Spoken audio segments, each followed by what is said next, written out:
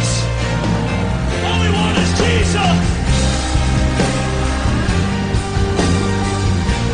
Make room for the King. Make room for the King. Let the King of Kings come. And the King of Glory come. The Lord of hosts. The Lord strong and mighty.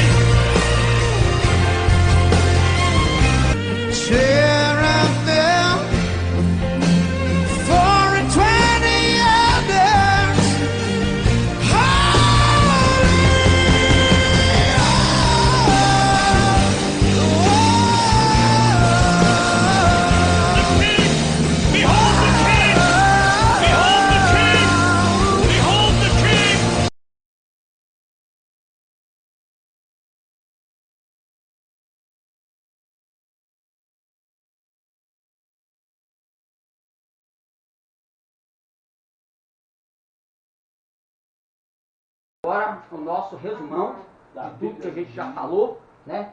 Então nós vamos falar sobre a estrutura da Bíblia. A gente já abordou isso aqui também, nós temos sombreamento de 66 livros do Antigo, 29, né, do Novo Testamento. E a gente abordou as questões sobre canonicidade, quais livros que entraram, livros que não entraram, os critérios, por que esses livros não entraram.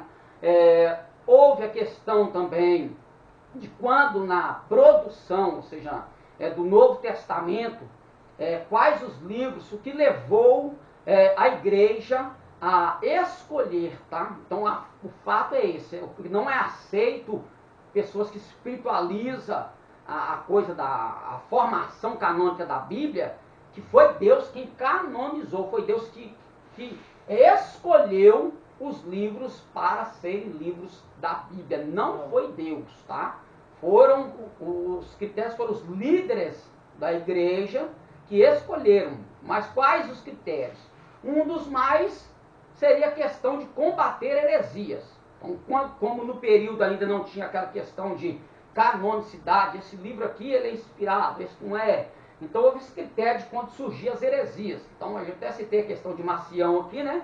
Que Marcião ele vai acreditar que o Deus do Novo Testamento não é o mesmo Deus do Novo Testamento. Então o que ele vai fazer? Ele vai criar para si um cano, ele vai abordar ou abraçar alguns canos para a sua própria, vamos dizer assim, o seu próprio conceito teológico, e ele vai retirar, excluir o Antigo Testamento, ele vai retirar algumas passagens de Lucas, porque ela faz alusão ao Antigo Testamento, ele vai praticamente pegar as cartas pastorais de Paulo, não vai entrar no cano dele, porque ela faz alusão a uma questão judaica. Então tudo aquilo que dava alusão ao judaísmo e ao Antigo Testamento, Marcião ele tira desse cano. Então ele cria esse cano e ele começa a propalar isso pelo povo. Então a igreja precisou fazer o quê? Precisou reagir. Então quando ela começa a reagir, ela então vai criar essa metodologia de canonicidade. Vamos ver qual o critério, por que ele está tirando. Esses livros não podem sair. Então aí começou a se usar os critérios para distinguir qual livro é inspirado por Deus e qual não é. Por quê? Porque mesmo Marcião fazendo isso, o povo lia todos esses materiais, todos esses documentos, principalmente os livros pseudepígrafes. Aí entra aquela questão, Jesus ele vai fazer citação da Septuaginta, e existe essa questão também na canonicidade, né? Nós temos a Septuaginta, que é a tradução grega do hebraico, do Antigo Testamento. Né? Só que nessa tradução do grego, ela vai entrar também alguns livros apócrifos. Jesus vai fazer citação da Septuaginta, desses livros apócrifos que estão na Septuaginta? Não, ele não vai fazer essa citação direta, tá? Ele não faz essa citação, principalmente a gente viu lá em Lucas 24, que Jesus ele sempre vai abordar um tipo de cano. Qual o cano que Jesus aborda? Lei, profetas e escritos. Lei, profetas e salmos, fazendo alusão aos escritos. Então Jesus, ele não cita diretamente livros apócrifos quando ele fala de um cânon, tá? E Paulo ele vai fazer algumas citações de alguns materiais, tá? Que não são tidos como canônicos, mas ele não deixa uma clareza assim, aquele livro de Judite, aquele livro de Macabeus, não tem. Mas a gente viu lá, a gente viu aqui, né? A gente abordou aqui nessa questão de citação, indireta que houve citações de alguns livros apócrifos que entrou, citações que entraram, foram utilizadas pelos próprios apóstolos. Que é o que nós falamos do livro da Carta de Judas, algumas citações de Pedro. Então, citações apócrifas, mas não houve assim falando, é o livro de Bel, o dragão. Não teve isso. Então, não houve essa citação direta para falar que o livro era canônico, mas era o material utilizado pelo povo. Então, isso fez com que os eruditos da igreja já começam um caminho teológico, apologético, para combater essas heresias e arrancar, então, essa questão de ter todos os livros que estão na nossa mão. Então, só esses aqui. Então, esses critérios, aí os critérios utilizados, que a gente falou que também, os critérios de... Quais os critérios aí? Da canonicidade? É. Aí tinha a questão de citação, tinha que um citando o outro, né? Se, por exemplo, como é que eu vou falar? Acho que no Novo Testamento bastante tinha a citação ali por exemplo, Paulo citando algum livro do apócrifo, alguma coisa alusiva aos apócrifos, o exemplo de Judas, que ele cita Enoque, que na verdade a gente acha que é aquele Enoque que foi transladado, né? Mas é um livro de Enoque, que é um livro apócrifo, né? Sim, mas eu digo assim, critério para o cano, para tipo assim, inspiração.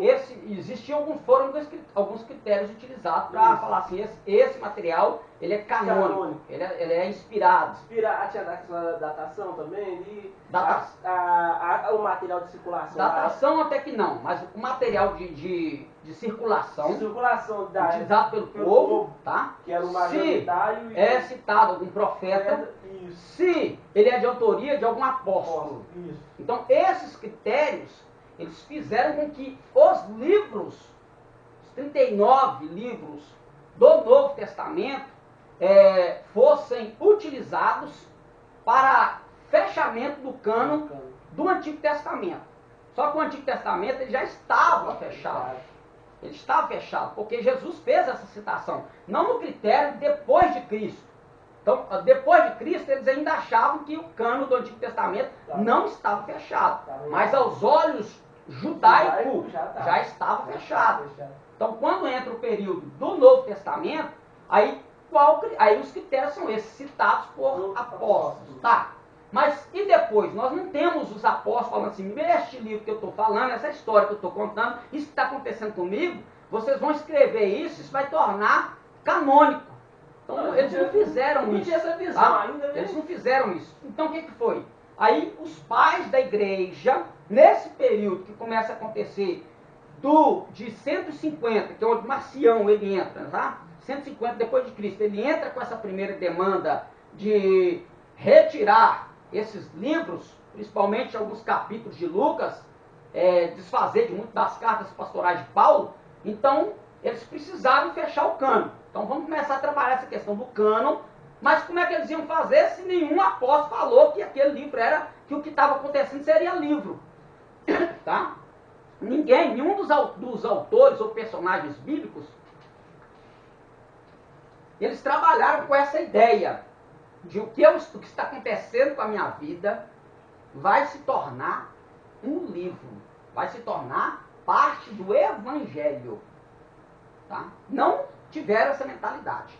As coisas foram acontecendo, foram ocorrendo. Aí o que acontece? Aí nós temos o quê? Aí chamamos isso de biografia. A biografia você vai contar a história de alguém. Então tudo que acontece é na área literária da biografia. Então ali na biografia do que aconteceu com a vida de Paulo, do que aconteceu com os discípulos na época do Atos dos Apóstolos. Então isso tudo começa a ser juntado. Então as informações são recolhidas, e aí quando as informações são recolhidas, elas vão para os papiros e pergaminhos. Tá? Então isso fazia com que esses materiais, essa história, chegasse nas mãos da população e fosse utilizados na igreja. Quando eu digo igreja, presta atenção. Quando eu estou falando igreja, no período vou colocar no ano 3 de Cristo, né? No ano 3 de Cristo, até o ano 100, do ano 3 ao ano 100 de Cristo, isso tudo foi trabalhado em questão de copiar, de escrever, tá? De escrever a história. Então, juntou-se as informações e escreveram. Mas depois que tudo foi reunido, que tudo foi pesquisado, foi escrito, aí nós vamos ver que Marcos ele não foi um acompanhante de Jesus. Ele não foi um acompanhante de Jesus, ele não acompanhou Jesus em lugar nenhum. E ele agora tem um evangelho que leva o seu nome como autor. Está lá no grego, lá Catá marcou. Ou seja, segundo Marcos. Então ele é um autor, mas de onde Marcos tirou essa informação? Aí a gente vai para a tradição da igreja, que ele acompanhou a Pedro e Pedro deu a ele essas informações. Ele fez uma pesquisa do que Pedro viu, do que Pedro ouviu e do que Pedro recebeu na vida que ele esteve junto com Machia.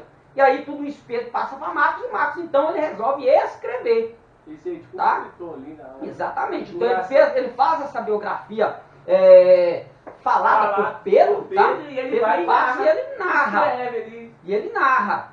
Mas só que depois, lá pro ano do ano 8º para lá, aí surgem materiais, Apocalipse de Pedro, Evangelho de Pedro, Apocalipse de Paulo. E aí? Só que são materiais pseudo-epígrafes. Materiais que são falsos escritos. Não é que o apóstolo Pedro, por mais que lá vai estar dentro da linguagem grega, da língua grega, e ele tenta colocar que foi Pedro que escreveu, mas não é. Então é aí que a gente tem que tomar esse devido cuidado. Eles são o quê? Eles vão trazer para a gente apoio de leitura cultural. Então rejeitar os apócrifos é rejeitar a cultura. Tá? Se você rejeita um livro apócrifo, você rejeita a cultura. Aquela cultura ela está atrelada ao momento que o evangelho está sendo desenvolvido. Tá? Então, um andamento de desenvolvimento. Então, por isso que a gente vai para esses materiais e procura as informações ali para a gente ter uma clareza do que ocorria, do que acontecia, como é que o povo pensava, o que o povo comia, o que o povo vestia, como é que o povo via a questão de Deus, questão do céu, do inferno. Isso tudo, a gente entende isso tudo através da Bíblia. Na Bíblia a gente vai ver a citação de inferno. A gente vai ver lá que é onde o bicho não morre. E aí? E os horrores do inferno? Como é que é lá? Onde você vai encontrar isso? Alguma visão? Alguém foi lá, e como muitas pessoas vão rejeitar o Evangelho, vai fazer essa pergunta. Quem é que estava lá? Quem foi lá para falar que é assim? Quem foi lá no céu para falar que é assim? Quem foi no inferno para falar que é assim? Entendeu? Então esses questionamentos de pessoas que quando você vai abordá-las com essas temáticas, eles fazem essa pergunta. Quem pode me garantir? O inferno é tão mal assim que Né? fala, né? Então quando você vai aos livros apócrifos, aí você já tem ali algumas informações de como é que o povo entendia sobre isso, sobre céu e sobre inferno. Então quem traz essa clareza literária do assunto são os apócrifos. Não são canônicos, mas são de valia cultural e de pensamento da época. Tá? Ô pastor Valdir, então falando sobre o inferno, tem aquela diferença ali, né? Porque na visão grega o inferno é o Hades, né? Que o Hades é o Senhor dos mortos. Uhum. Na visão judaica é o inferno, né? É o que Gehinom. Isso. Como é que fica essa diferença no entendimento deles ali? Porque assim, quando você vai para o grego, ele fala que é o Hades, né? Uhum. O Hades eles trazem na mitologia o Senhor do que governa o mundo dos mortos. Como é que fica essa diferenciação? É aí que está o negócio. É para te dar uma ideia de como que seja. né? Então você vê o Hades, quando a gente já sabe que quando a gente olha para a Bíblia, a gente lê a palavra inferno, a gente pensa em algo geográfico, um local geográfico. Uma casa. Isso, né? Uma dimensão geográfica, uma prisão, 4 paredes e tal, ali um abismo. Tipo né? um lugar pegando A Bíblia ela tem esse tipo de linguagem, de abismo, profundo, escuridão, trevas, mundo dos mortos. Ela tem esse tipo de visão. Tanto que lá em Apocalipse fala do lago de fogo. Do lago de fogo. Pois é. Mas aí o que acontece? Aí o grego, ele vem, é aquilo que eu estava dizendo, o helenismo, ele traz essa visão de um Deus. De um Deus que controla o mundo. Aí é uma pessoa, é um ser O inferno é um ser. Mas este ser, ele te leva para um mundo inferior. Ele é apenas o ser de passagem para o mundo inferior. Mas existe um mundo inferior, tá? Mesmo tendo o Hades como um Deus, ele é a passagem para um mundo inferior. Mesmo na mitologia grega, você vai ter um lugar de tormento. Isso. Não levando o nome da pessoa mitológica, isso, mas o local geográfico, sim.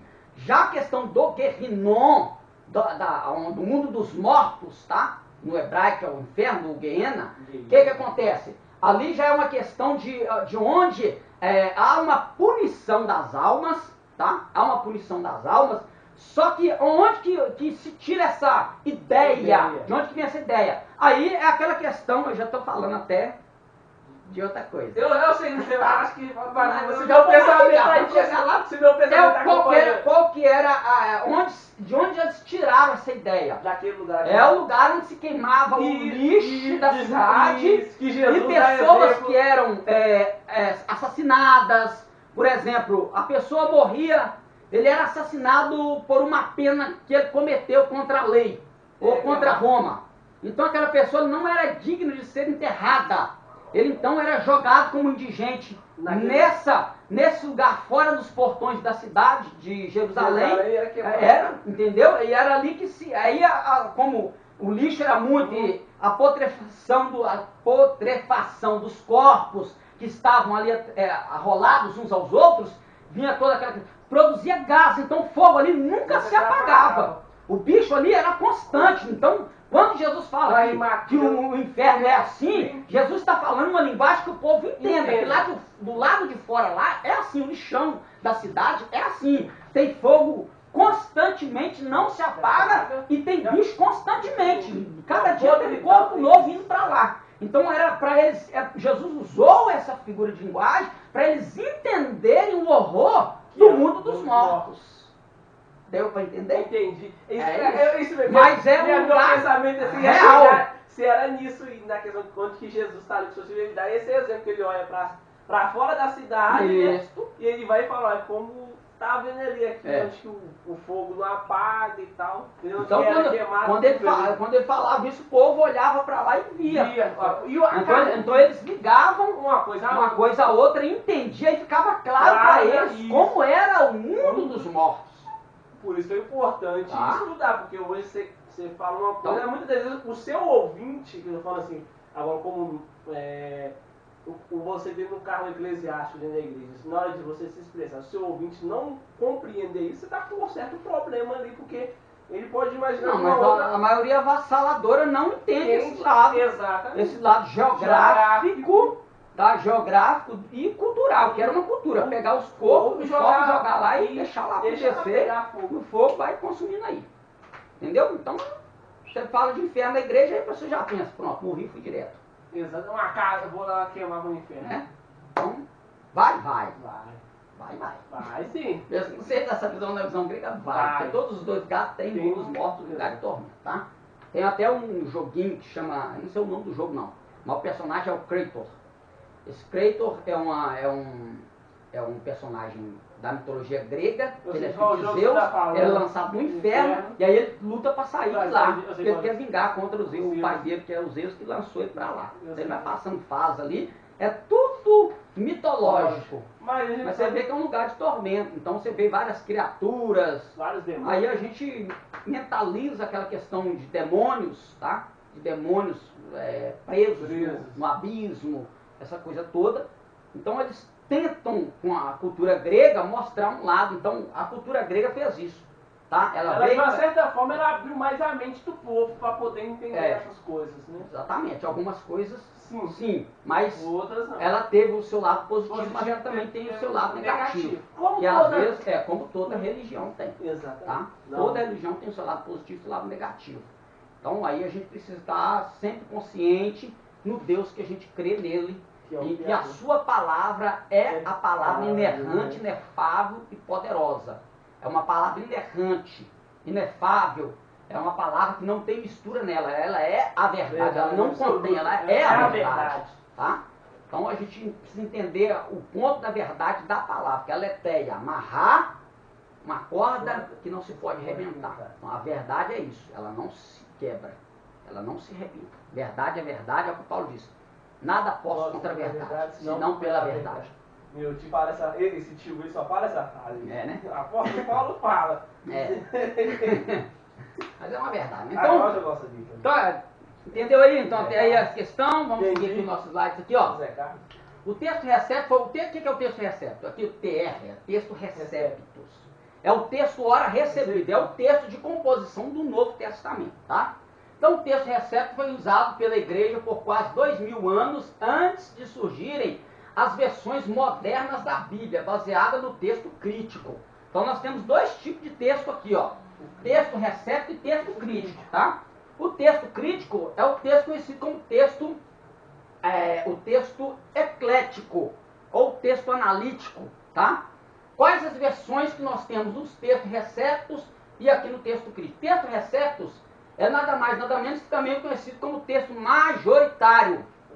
É o que é de maior, não, ele não é de maior circulação, ele tem mais quantidade de materiais, mais quantidade de pergaminhos utilizados para compor a Bíblia. Qual a Bíblia aqui, qual a tradução no português que nós temos do texto receptus, que é o majoritário? Nós temos Almeida Corrigida Fiel, Almeida Corrigida, Almeida Revista e Corrigida Britânica. Ela aborda este texto aqui, que são os que são do 4º século. Eles partem do 4º século para lá, tá? Então tem maior quantidade. Agora nós temos uma linguagem mais, como posso dizer assim, mais culta para se entender, né? Ou não? Na verdade não é questão de linguagem culta ou não. Não, mas é uma tá? linguagem mais difícil de se entender, podemos dizer? Bom, se for olhar no critério de linguagem difícil, na verdade todos os dois textos são de linguagem difícil. Por quê? Sim. Porque são textos compostos numa língua grega, tá? Numa gramática totalmente aquém da nossa gramática. Então, para entender o texto na íntegra, dentro da sua escrita original, nós temos que ter pelo menos um pouquinho de noção do grego, tá? Porque não basta apenas falar que verdade é aletheia, pronto, verdade é aletheia, significa aletheia. Mas o que significa aletheia? Uma corda amarrada que não se pode arrebentar, tá? Então ela traz tudo isso. Então quando você compreende essas coisas, você vai para o dicionário e compreende que a palavra em si, aí você tem uma visão mais clara do que o texto está querendo te dizer. Tá? Agora, aí no que você falou, todos os dois textos têm dificuldade linguística. Só que acontece, o texto crítico, que é o texto conhecido como texto eclético, esse texto crítico, ele é o texto que é trabalhado dentro da crítica textual, que é uma área teológica, que ela quer chegar próximo ao texto original, porque nenhum dos dois está dentro dos autógrafos, conhecido como autógrafos. Não é o texto original. Nós não temos o texto original, nós temos cópias de cópias, tá? Mas aí fica a briga, né? Aí fica a briga. Já fiz isso aqui, nessa dinâmica aqui, sobre mais e menos e tal, né? Mas aí fica a briga. Só que, como é que eu posso... Todos os dois textos trazem uma dificuldade para você dar crédito ao texto original na composição deles. Porque se você for para o texto eclético, você tem menos quantidade de material, só que mais próximos dos autógrafos. Eles estão mais próximos dos autógrafos. Só o que me garante que ele é uma preservação original? O clima do lugar. É o texto bizantino do Egito.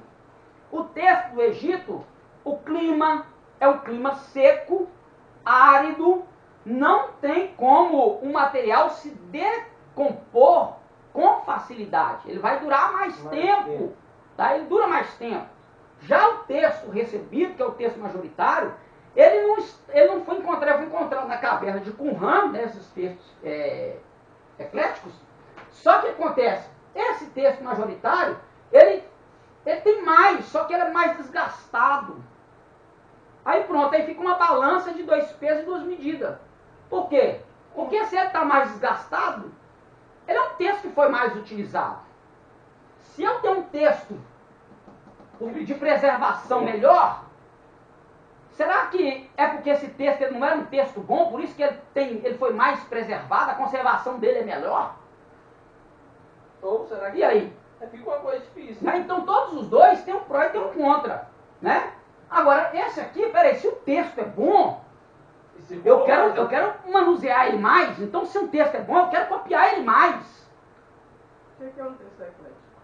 O texto eclético é o texto que tem menos quantidade de material. Por exemplo, entre pergaminhos e papiros, vamos supor, isso aqui eu já fiz, isso aqui eu vou fazer de novo. Eu tenho 10 materiais dele. Eu tenho do texto eclético, eu tenho 10. Do texto majoritário, que é o texto, só que esse texto aqui, ele vem do ano, vou pôr aqui, ó, do ano. Vou colocar aqui do mais próximo, não, vou pôr, eu não lembro direito aqui, do ano 100. Você usou o ano 100 da outra vez. 100, não foi? Foi. Isso. 100 a 200. Ou 250. Eu não estava aqui não. Tava na apologia, você faltou. É, ó, eu tenho 10 aqui no eclético, certo? 10. Do ano 100 ao ano 250, depois de Cristo. Depois de Cristo. Depois da Era Comum. Era comum a questão, só para entender, que a Era Comum aqui é concernente à linguagem depois do Mashiach. Então não tem esse negócio depois de Cristo. Depois de Cristo é nosso. é Cristo. Cristo. Ah, Tá? Isso aqui é Moisés. Não, porque a Moisés linguagem é o quê hebraica. que você fala? Hã? Moisés é o quê? Hã? Moisés? O quê? O nome Moisés. Moshe. É isso, parece. É. Então o que acontece? É devido a isso, tá? Dentro de materiais acadêmicos. Uhum. Quando materiais acadêmicos vão trabalhar dentro da Constituição, eles não vão usar depois de Cristo, eles vão usar da Era Comum. Antes da Era Comum e depois da Era Comum. Mesma coisa que fosse antes e depois de Cristo. Só que eles não usam a terminologia depois de Cristo. Isso aqui é para nós leigos, tá? Então eu vou pôr Era Comum também. Era Comum, pronto. Ficou com Ficou raiva? para todo mundo. Ficou para todo mundo. Então, aí eu tenho 10 do texto eclético. Menos quantidade, eu só tenho 10. Eles são de 100 a 250. Só que eu tenho 100 do texto majoritário, ou texto recebido. Texto receptos, que é o texto recebido, ou majoritário, tanto faz. Eu tenho 100, só que ele é de 200, vou pôr 300 a, vou pôr 800 depois de Cristo ou da Era Comum. Pronto. Aqui eu tenho uma maior quantidade de material. Aqui eu tenho uma menor. Aqui vai trabalhar a crítica textual. Aqui, ó. Texto crítico. A crítica textual, o que ela quer? Ela quer aproximar do texto original. Então ela não quer o texto majoritário, o texto recepto, para trabalhar. Por quê? Porque ele é tardio. Ele está mais distante do original, que é conhecido como autógrafo. Autógrafo. O texto original é conhecido como autógrafo, biográfico, tá? Então, o que eles fazem? Eles não, para eles, isso aqui, esse material não vale nada. Esse aqui sim, esse aqui, mesmo ele tendo variantes, o que são variantes? São textos que não se apoiam. Já falei isso aqui, vou usar o mesmo conceito para ficar gravado. Uma versão fala o Senhor Jesus, outro fala Cristo Jesus, outro fala Jesus, outro fala Senhor, outro fala Senhor Cristo, outro fala... Entendeu? Então, esses textos, tendo essa divergência, faz com que os críticos, os teólogos críticos textuais, eles desconsideram a autenticidade do texto. O texto é falso, porque ele se contradiz. Só que a Bíblia não tem contradição.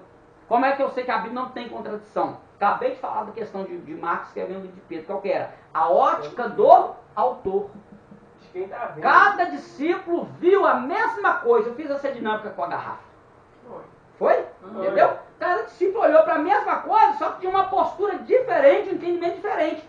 Então, por isso que os evangelhos, cada um vai contar uma parte da história de Cristo. Aí nós vemos, quando a gente for trabalhar o Novo Testamento, eu vou adiantar, qual eram as visões dos evangelhos, dos 4 evangelhos. Mateus vai apresentar Jesus como rei, Marcos vai apresentar Jesus como servo, Lucas vai apresentar Jesus como filho do homem e João vai apresentar Jesus como Deus. Os 4 vendo a mesma pessoa com perspectivas diferentes da abordagem do Mashiach. Ele é tudo isso, mas cada um vai falar dele nessa característica diferente. Um vai escrever para grego, outro vai escrever para judeu, outro vai escrever para samaritano e por aí vai. Entendeu? Então é dentro dessa perspectiva que a crítica textual, ela quer desconsiderar a inspiração e a canonicidade do texto, a autoria do texto. Então esse texto está se contradizendo. Não, olhando por essa perspectiva, o texto não se contradiz. Ele está ali para que cada um entenda na linguagem do autor. Só que nós não temos o autógrafo. Então eles estão querendo chegar próximo, descobrir o texto original. Só que não vai usar, não vai ter. Porque mesmo sendo esse do século 100 aqui, mesmo ele estando mais próximo do biográfico, do autógrafo, ele também tem a sua dificuldade. Tá? Ele também tem um pouco de desgaste, não como o texto majoritário tem. Só que o texto majoritário ele foi mais trabalhado, foi mais copiado, então se o texto é bom, eu quero copiar ele para todo mundo, eu vou fazer muita cópia dele, é um texto ótimo. Mas na crítica, não, esse texto não é bom. O texto bom é esse aqui que é pouquinho. Ele é conciso, ele é compacto, não tem essa gama de discussão sobre o texto. Tá? Então é isso aí, tem essa divisão. Então o texto recepto aí, ele nos arremete a isso aí, tá? Ficou claro? Ficou? Tá bacana.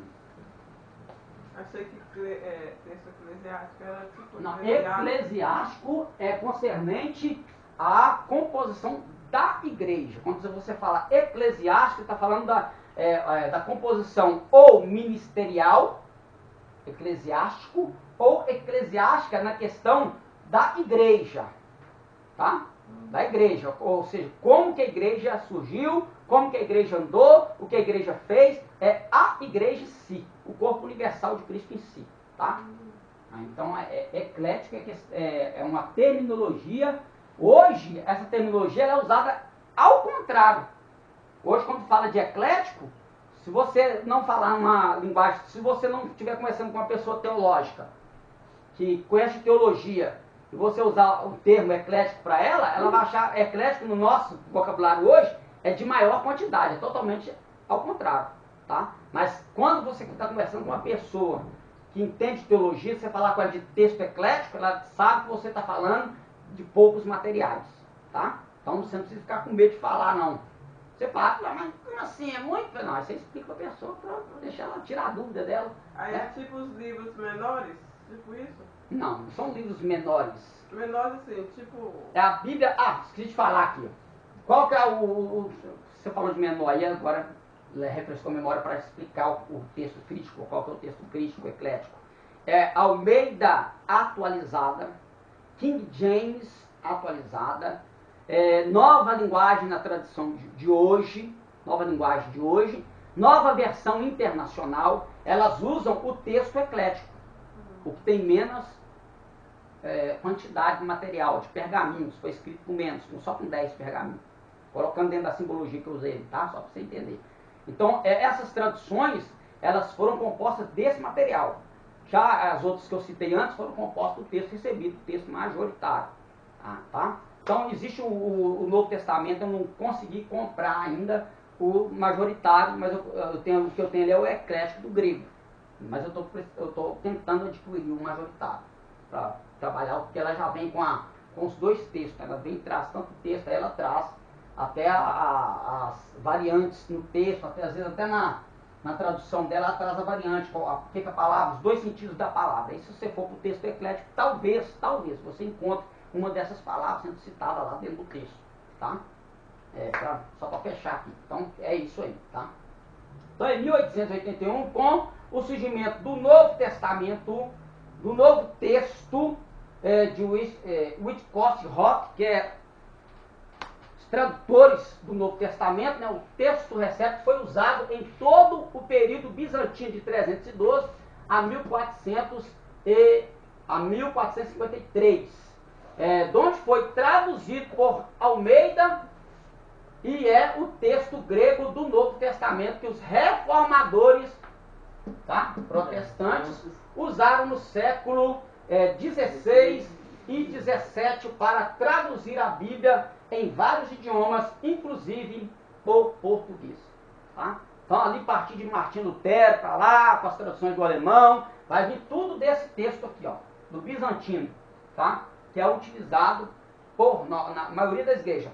Ó, de 95 para lá, usava-se só esse texto, não se usava muito texto eclético, não tinha nem atualizado. Atualizado era raríssimo se encontrar, tá? De 95 para lá era muito raro. De 95 para cá, já começou a ser mais utilizado. Então, as lojas que vendem artigos evangélicos, elas estão colocando à disposição mais do público agora as traduções atualizadas, nova linguagem hoje, nova versão internacional, tá? Eu lembro que antigamente as próprias igrejas tinham sua própria livraria para poder vender Exatamente, a Bíblia, o material que ela acreditava por nele. isso. Aí volta aquilo que nós até falamos na aula anterior, da dificuldade de lermos um texto hoje Em em conjunto. conjunto, Em porque conjunto. cada um usa uma versão, aí Exatamente. vira uma bagunça danada. E tomando muito cuidado. Existem traduções que elas trazem, às vezes, elas utilizam o texto eclético, mas ela traz uma deturpação. O que é isso? Ela vai fazer uma tradução de livre escolha do tradutor. Por exemplo, a gente está falando de Peshitta. Eu falo de Peshitta com vocês vão lembrar da Peshitta ali do grego, Exato. do aramaico, certo? Certo. Só que existe uma tradução do português da Peshitta que Deus me perdoe, é um lixo. Devia ser um luxo, mas é um lixo. Ela foi uma tradução deturpada.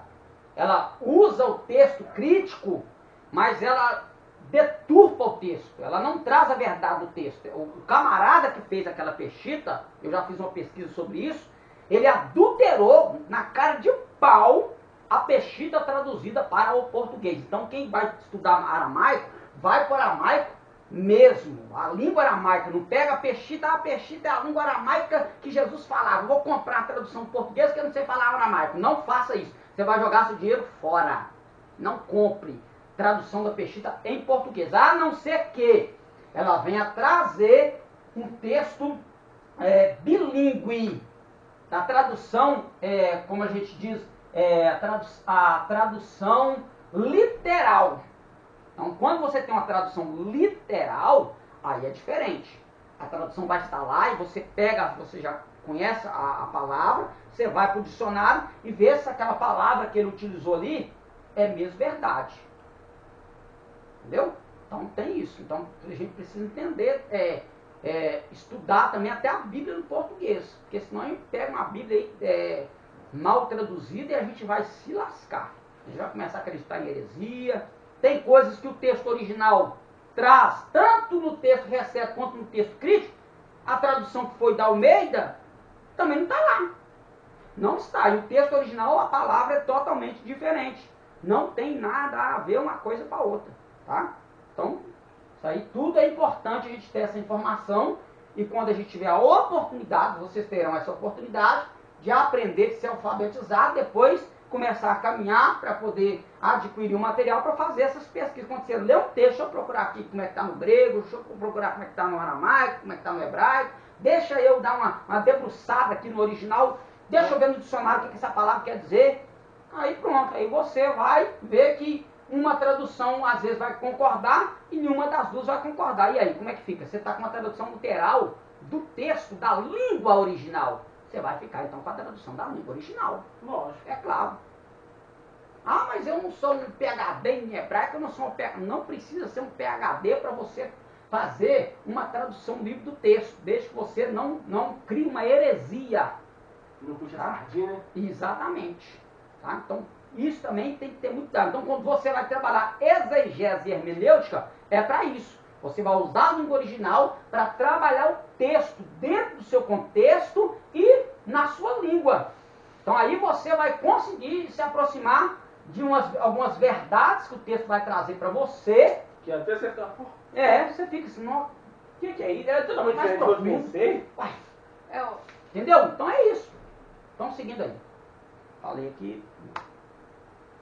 O nome maçoretas. Aqui a questão dos maçoretas é a tradução da Bíblia hebraica, já abordei aqui, tá? Depois os Os sinais, maçoretas vão surgir do 4º século da Era Comum, depois de Cristo.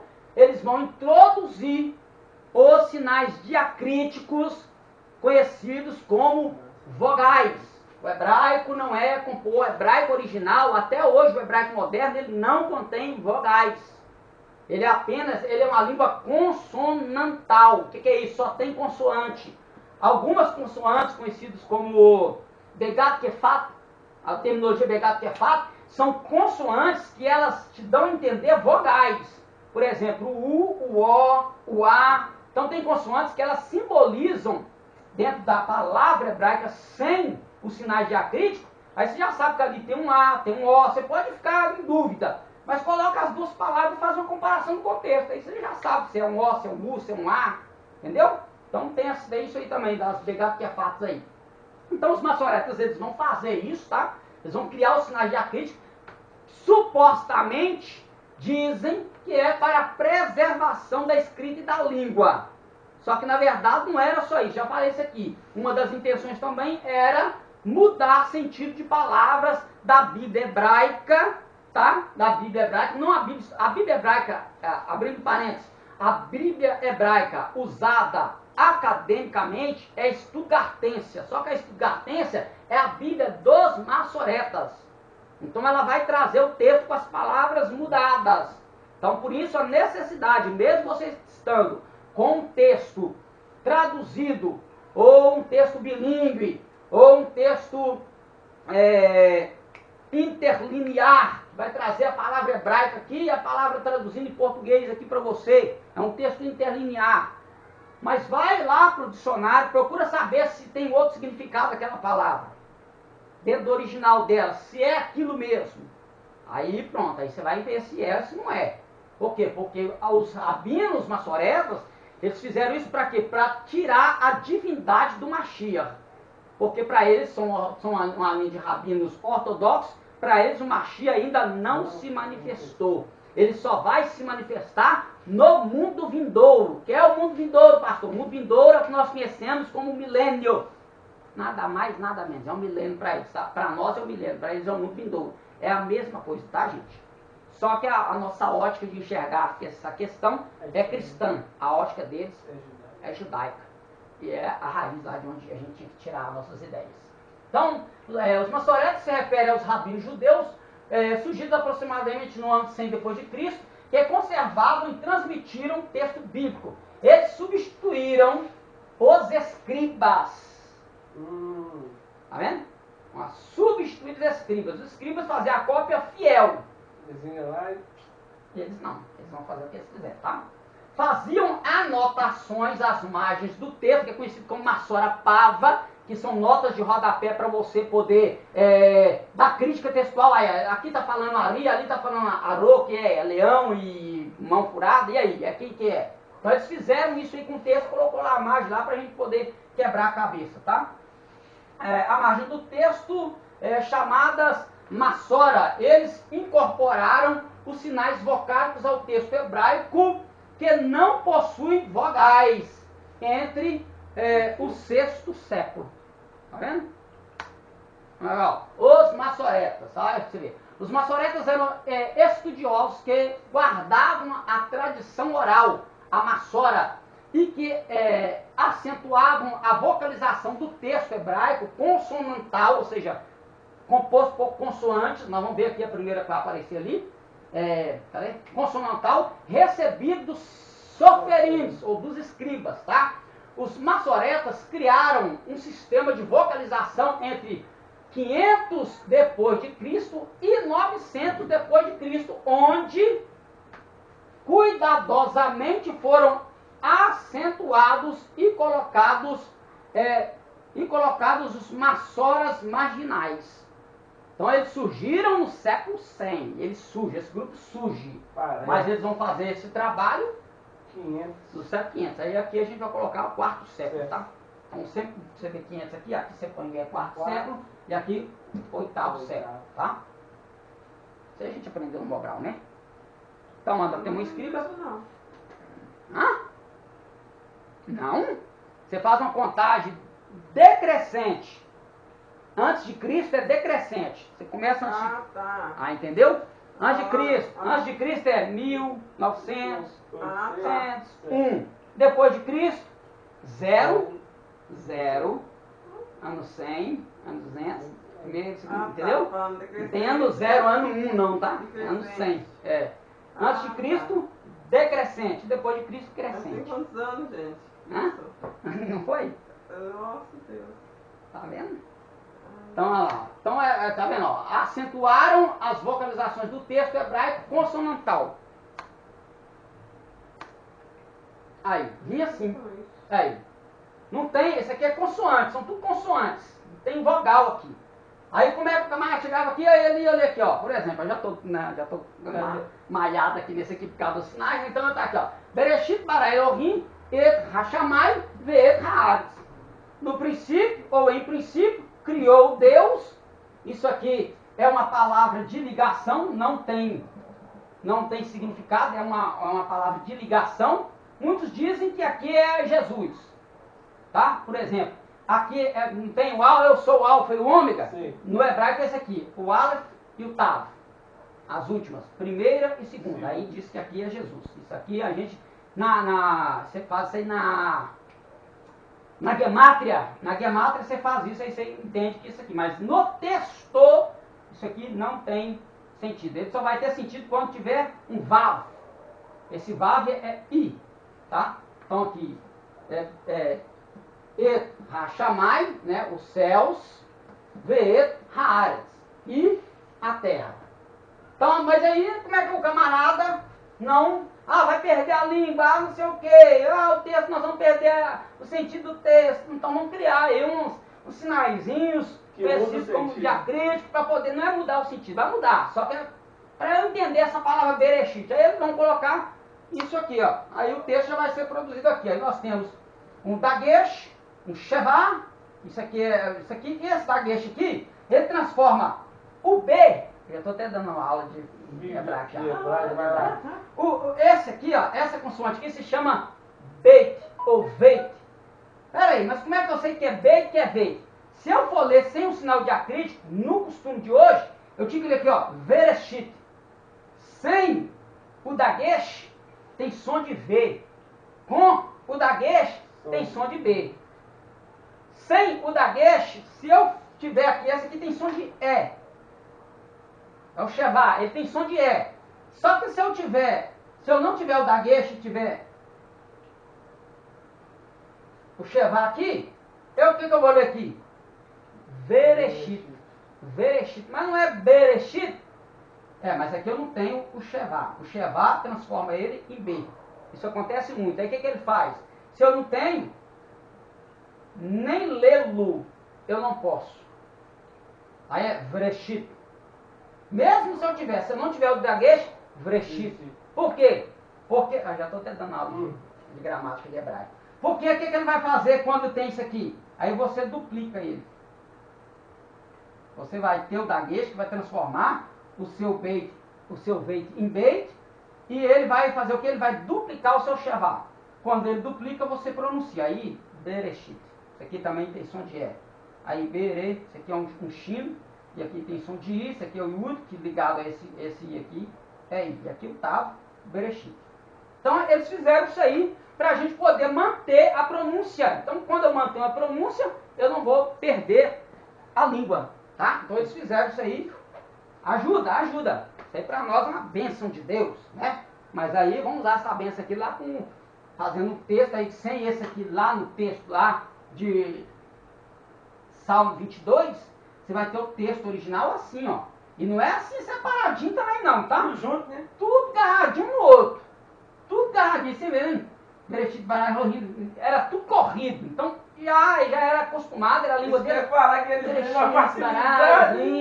E tem a forma também de cantilação usada, tá? Tem nos salmos, Que são tem outros além desses aqui, ó. Tem uns negocinhos, uns trem, parecendo umas vírgulazinhas assim, um negocinho assim, uns trem assim, uns negócios assim, um monte de sinaizinhos. Por quê? Porque você não lia Bereshit bara Elohim. Você lia Bereshit bara Elohim, ve'et haaretz ve'et Hashamai. Você tinha que cantar Era uma forma de cantilação do texto. Então, textos do salmo, por isso que salmo significa louvor. Canção, cântico, tá? Por isso, porque tem esse sinalzinho no original que era sempre cantado. Isso não é lido como a gente lê. É a história cantada, tá? Então era isso aí, por isso que são composições. Ah, o cantor mor. Era isso, tá? Então era isso. Deu para entender aí? Vamos lá. A ordem dos escribas que iniciou-se com Esdras, falei sobre isso aqui, tá? Então essa ordem vai conhecer com Esdras quando? Peraí, com Esdras? É. Ali depois do cativeiro. Isso. Do exílio babilônico ali, que ele. Pós-cativeiro. Pós-cativeiro, que ele começa a se preocupar com a questão de ter todos os. Tá, aí vamos ver aqui, ó. Iniciou-se com Esdras e se estendeu até 200 depois de Cristo. Iniciou-se com ele quando? 444. É o período que ele está saindo do cativeiro, tá? Ele obedeceu. Judá está voltando do cativeiro babilônico. Então ele vai encontrar lá com Neemias, tá? Na reconstrução dos muros de Jerusalém, tá? É o mesmo período do profeta Zacarias, tá? Eles são contemporâneos. Contemporâneos, tá? Então vai ter toda essa ajuda ali. Então ali ele vai organizar. E é aqui que ele organiza a XBLP para a escrita, que é a oral? Tradição oral. Isso aí. A XBLP, a tradição oral, ele vai passar para a escrita nesse período aqui. E aqui vai surgir também a comissão conhecida como Sanhedrin. A palavra já falou. Sanhedrin. Ah, isso eu esqueci. Sinédrio. O Sinédrio. A ideia de Sinédrio, ela já existe. Só que lá com Moshe Rabbeinu, ou seja, com Moisés, ela vai vir na concernente de anciãos. Então quando você vê lá, reuniu os anciãos de Israel, ele está falando de quê? Ele está falando justamente do que Esdras vai organizar como Sinédrio. Que ele tinha, ele começava ali com 12 e se estendia a 120 eruditos, senhores, estudiosos, para debater, ou para estudar, ou para explicar, ou para escrever, ou para compor o texto, fazer uma reescrita do texto do hebraico para o povo. Então é aí que ele vai começar. E aí vai surgir aqui também, aí com o Sinédrio, o que acontece? Eu não tenho tempo para fazer isso tudo. O templo ainda está sendo reconstruído. O que eu tenho que fazer? Sinagoga. Aí surge sinagoga. Onde que deu o dia que Jesus foi lá e deu o texto de Isaías. Isso aí, então a sinagoga, a organização de sinagoga, vai surgir tudo com Esdras, tá? Sacerdote e, segundo a tradição, também juiz de Israel, tá? Porque nesse período aqui ele não tem juiz mais, mas ele vai ser um daqueles que vai... polivalente ali, polivalente, vai ajudar isso aí, o povo a voltar para a lei. Então quando ele faz a leitura da lei, né? A gente lê lá que ele coloca um caixote, usa de púlpito, ele começa a ler a lei para o povo começa a se lembrar dos pecados, chorar, aí o povo se quebranta, o povo começa a se desesperar, aí vai dizer, ó, no tocante a isto, ainda há esperança para Israel. Aí o que eles fizeram? Eles começaram a fazer um concerto com Deus, voltar para os mandamentos, mandou as mulheres que eles casaram lá da Babilônia, mandou tudo embora, com filho, com tudo. Então eles foram radicais na volta, é o que chama-se de techuvá, é uma conversão, é um retorno ao eterno. Então eles fizeram isso sem dó nem piedade, o negócio deles agora era com o eterno, porque eles sabiam que a destruição de Jerusalém foi justamente por causa do abandono da Torá. Só que no fato deles mandarem as mulheres embora, eles não criariam nenhum outro problema, né? Ou não? Como assim? Os homens mandam as mulheres embora com o filho, com tudo. Mas não mandavam embora de mão vazia, né? Não era de mão vazia, aqui ó, não. Tinha um vínculo, tá? Entendi. Tinha um vínculo. E outra coisa, presta atenção. Por que os homens mandaram as mulheres com seus filhos? Porque os filhos, você só era, até hoje, você só é considerado um judeu se nascer de uma mulher judia. De um homem, não. Não. É só da mulher. Ele é descendente seu, mas não é um judeu. Segundo a cultura deles, você não é um judeu de origem. Você não tem sangue judeu. Só se a sua mãe for judia. Tá? Então tem isso aí. Então, quando vai falar lá, por quê? É o conceito que eles têm de semente da mulher, semente da serpente. Aí é o que chama, dentro do texto hebraico, e também dentro do estudo da mitologia do Jardim do Éden, do Êxodo, do Gênesis, o que vai acontecer? Eles têm conhecido como os Toledote. O que é Toledote? São fulano gerou fulano. Fulano gerou ciclano. Essa é a geração D. Só que a palavra lá, essa é a semente D, essa é a semente D, essa é a semente D. Fulano da sua semente gerou, entendeu? Entendi. Então, quando fala Toledote de Moshe, Toledote, ele está falando disso, da semente que está passando. Aí ele está falando que da semente do Mashiach. Geração, até o Mashiach cumprir aquilo que eu falei dos níveis de manifestação do Mashiach. Você ia falar da plenitude. Isto. O que nós temos aí de tempo? Não sei, Vamos mais um pouquinho.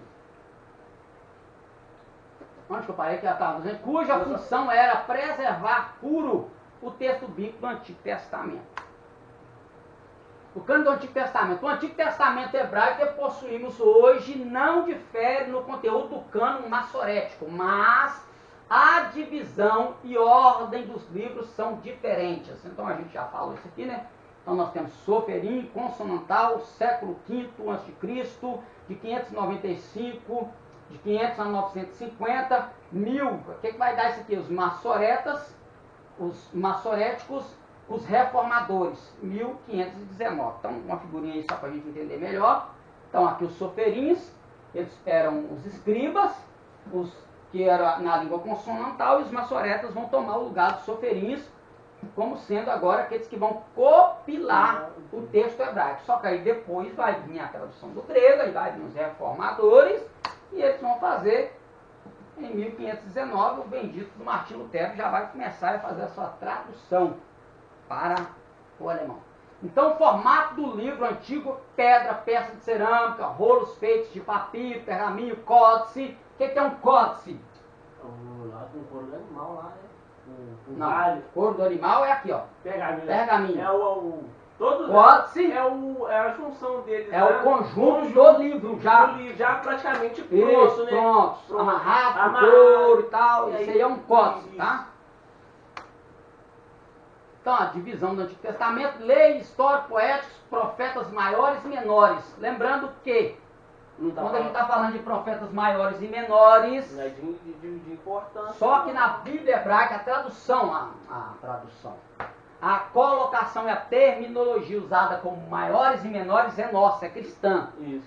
A terminologia hebraica e da divisão do cano hebraico não é maiores e menores, são anteriores e posteriores, tá? Então, profetas anteriores, maiores e menores. Aí, Jeremias, Lamentações, Ezequiel, Daniel,